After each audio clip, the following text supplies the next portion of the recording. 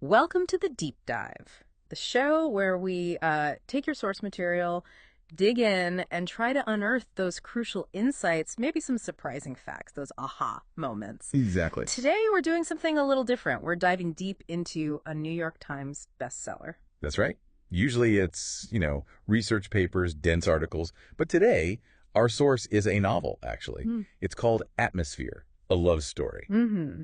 And our mission, let's say, is to respectfully, but, critically, look at its plot, the characters, the themes. See what really works, maybe what doesn't quite land. Precisely. Where it resonates, or perhaps where it kind of falls short. So whether you've read it, thinking about it, or you're just curious about what makes a story tick or maybe stumble, stick with us.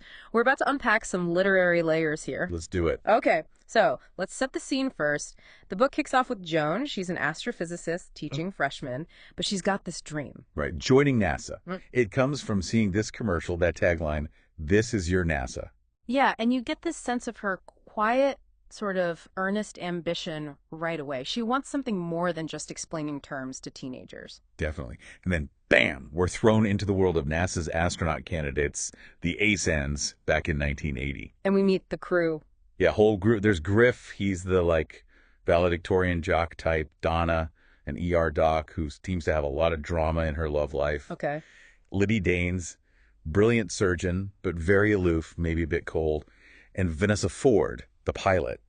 Joan sees her and immediately thinks, that's an astronaut. So the book tries to paint these clear pictures right from the start. Very clear.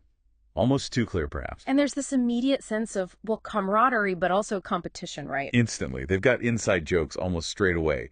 They're all going through this intense training together. And there's that scene, it's pretty powerful, where they show them the recording from Apollo 1. Oh, yeah. Hearing the astronauts last moment. Flames. We've got a fire in the cockpit.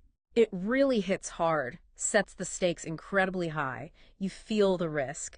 And it clearly affects Joan, makes her think about her niece, Frances. A strong moment. Definitely gets your attention. But, thinking critically, does that instant chemistry, those shared jokes like the "but that's not going to happen here" thing between Joan, Donna, and Griff, does it feel totally organic? Or a bit quick. Yeah, or maybe a little manufactured, Yeah. to just create that connection fast. It feels like we're getting archetypes. Of shorthand. Exactly. The jock, the dramatic one. Yeah. The quiet one. Instead of letting us figure them out slowly. And Lydia Danes, too. She's immediately tagged as the thinks their shit doesn't stink type. Right. Which is direct, sure, but maybe a bit flat for a character we're going to spend a lot of time with. Yeah, like the book is telling you who they are, almost instructing you, rather than letting you discover it through, their actual interactions unfolding over time. It feels a bit like being spoon-fed their personalities. Okay, so let's move into the real core here, I think, for many readers. The relationship between Joan and Vanessa. Right, this is central. Their first meeting at Frenchie's, it's frames as almost like destiny.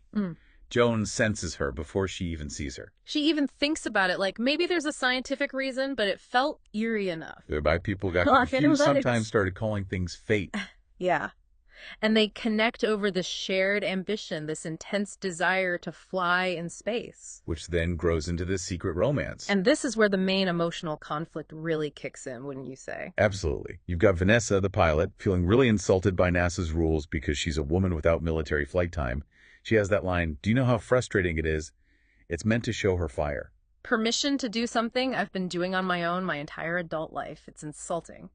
Yeah, you feel that frustration. And then Joan is juggling her NASA dream with, becoming a guardian, essentially. Yeah. Taking in her niece, Frances, from her sister Barbara. So this push and pull between career drive and personal connection, that's a huge theme. Definitely foundational. And the book does spend time on their relationship, those stolen moments, secret dates, Joan leaving Vanessa's place at 4 a.m. That quiet understanding about the dangers, the need for secrecy. And there are some really vulnerable lines, like when Vanessa says, "I've only ever really loved one thing, being in the sky, but I look at you." And you are so curious about everything? That's what I admire. It's trying to show this deep bond forming despite the pressures. It's aiming for that depth. And those moments are strong on their own. Exploring a queer relationship inside NASA in the 80s, that's inherently interesting, full of potential. Huge potential. But the pacing of how it all develops, that could be a point of critique, couldn't it? How so? Well, how fast it escalates. Yeah. Especially when Joan suddenly takes in Frances. She has that thought, not sure how often Frances got to see her friends, and then boom, she's taking her in right after an argument with Barbara. Does that feel completely earned? Or does it feel a bit like a plot device to move things along? Exactly. Does it feel rushed? Maybe pushing the plot forward rather than letting that bond and Joan's decision about Frances really deepen organically. For some readers, it might affect how believable it feels. That's a really good point. And also the tension around the secret itself.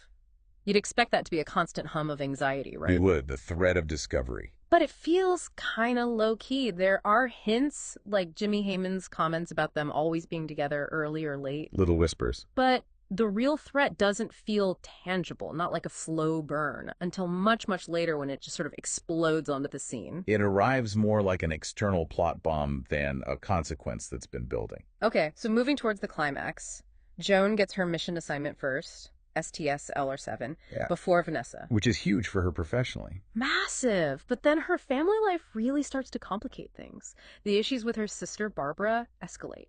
Frances gets left alone at school. Right. And this leads to Joan making that huge decision.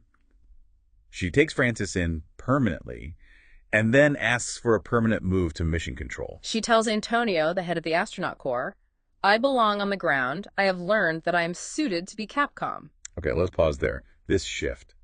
Is it truly profound character growth? Giving up her dream of flying? More convenient. Or is it more of a plot necessity? To put her in mission control for the finale, her reasoning, "I'm suited to be Capcom," comes right after she realizes she couldn't leave the planet for long stretches because of Frances. So it feels less like this deep professional epiphany. And more like a consequence of her becoming a parent, which she then kind of justifies professionally after the fact. It feels a bit retroactive. Right. And then comes the bombshell. Antonio gives her that warning. Super subtle, but not subtle at all, about security clearances and no appearances of sexual deviation. He knows. Or strongly suspects. Clearly implies he knows about her and Vanessa, which forces Joan's hand. She breaks up with Vanessa. To protect Vanessa's career, she thinks. And Vanessa's reaction is explosive, heartbroken, furious. "You don't get to tell me what to do." All you've ever wanted is to fly the shuttle, but you changed what I wanted. It's raw. Very raw.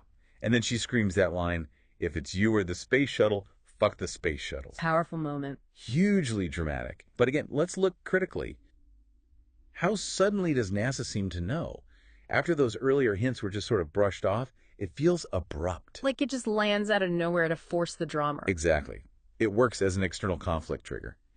But then Vanessa's reaction, saying "fuck the space shuttle," is that truly believable for her?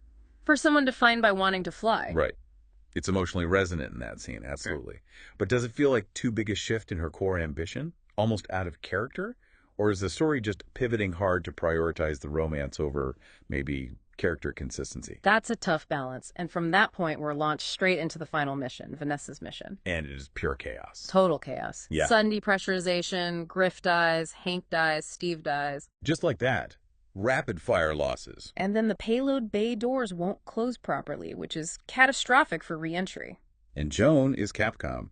She's the voice in Vanessa's ear, trying to guide her through this nightmare.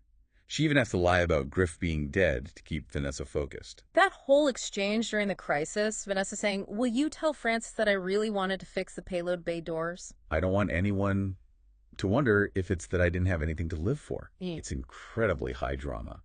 Intense stuff. Yeah, definitely intense. But could you argue it's maybe too much? Dramatic excess, even? The deaths pile up so fast. Designed for maximum impact. Feels like it. Without really exploring the grief or the immediate aftermath for the survivors. And then Vanessa and Lydia surviving against those odds. It feels like pulling back from the brink almost too easily after building up such impossible stakes. Like the disaster dial was turned up to 11 and then suddenly solved. Pretty much. The sheer scale of it, plus Joan being so effective as Capcom almost immediately. It stretches credulity a bit, especially when the technical solution feels, well, a little convenient given everything else falling apart. So wrapping this up, what's the takeaway on atmosphere? It's clearly a book aiming high, right? Big emotions, big themes, ambition, love, sacrifice. Set against this really cool, dangerous NASA backdrop. No doubt. It gives us compelling characters, at least initially, and this central romance that is meant to be very powerful. And parts of it are powerful. Yeah. But the execution, maybe. Plot development, character consistency, Yeah. it might leave you wanting a bit more. Those rapid shifts in motivation we talked about. Yeah. The external conflicts feeling a bit convenient sometimes. The sheer dramatic intensity maybe overpowering the more nuanced human struggles it's trying to show. It reaches for the stars, you could say. But maybe stumbles a bit on the ground getting there. Prioritizing that immediate emotional hit over, say, long-term character believability or a more logical plot flow. Absolutely. And it makes you think, doesn't it? If you have these really strong, ambitious characters, how much should their fundamental drives bend just to fit the plot? Or if you introduce these huge conflicts, personal institutional game, Yeah. how deep do you need to go into exploring them before you resolve them? Especially if the resolution feels a bit neat. Yeah. It's always interesting to see the choices writers make and how those choices land with different readers. For sure. So, whether you agree with our critique or maybe you love the book and see it differently, we hope this deep dive gave you some food for thought about atmosphere and maybe other stories too. Hope so. Thanks for joining us on the Deep Dive. Until next time, keep exploring, keep asking questions. And keep